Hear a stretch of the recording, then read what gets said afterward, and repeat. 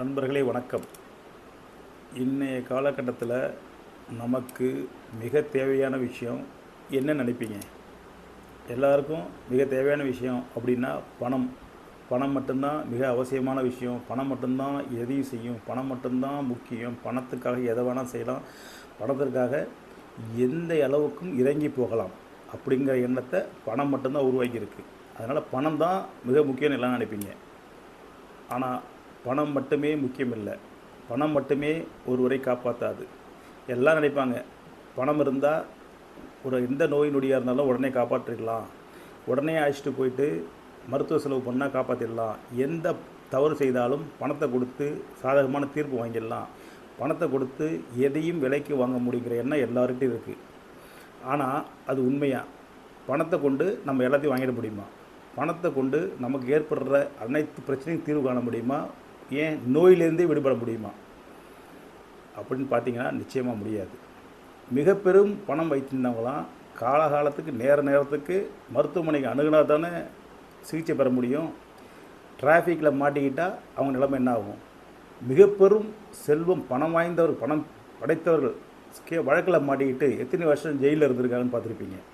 ஆனால் இன்றைக்கும் இதெல்லாம் யாரும் தெரியாமல் நேராக வந்து கேட்பாங்க, பணம் கொடுத்தா எவ்வளோ செலவு பண்ணணும், எடுத்துடலாமா, செஞ்சிடலாமான்ட்டு. நிச்சயமாக முடியாது. அதுக்கு நேரம் காலம் சூழலை ஒத்துழைச்சா தான் எதுவுமே நடக்கும். பணம் மட்டுமே வச்சுக்கொண்டு எதையுமே செய்ய முடியாது. நோயிலேருந்து தப்பிக்க முடியாது, யாரையும் விலை கொடுத்து வாங்க முடியாது. சந்தோஷத்தை பணத்துக்கு சம்பந்தமே இல்லை.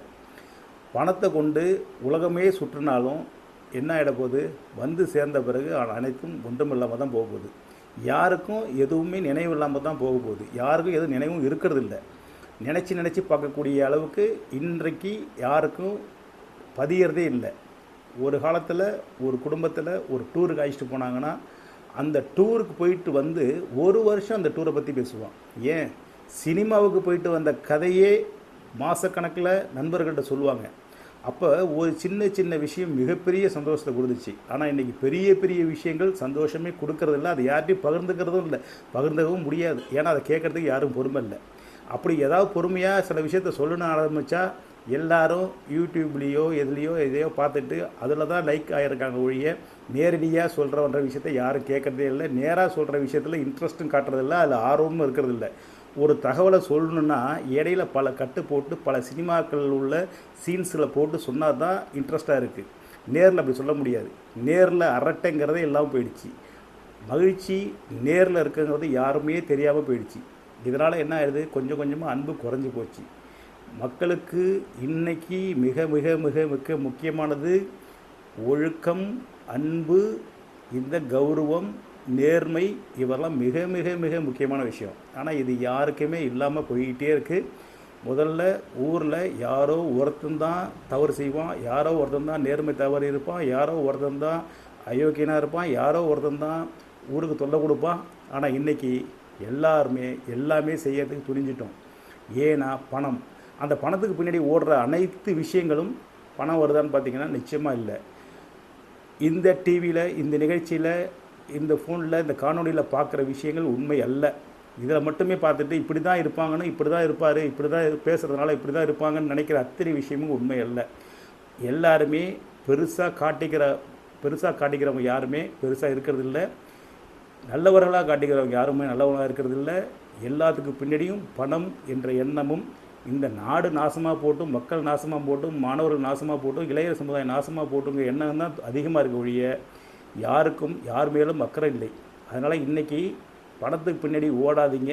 பணம் உங்களுக்கு தேவையான அளவுக்கு சம்பாதிக்க வேணும், சம்பாதிச்சு தான் ஆகணும். அதுக்காக வேலைக்கு போய் தான் ஆகணும். அதுக்கு நல்லா படித்து ஆகணும்.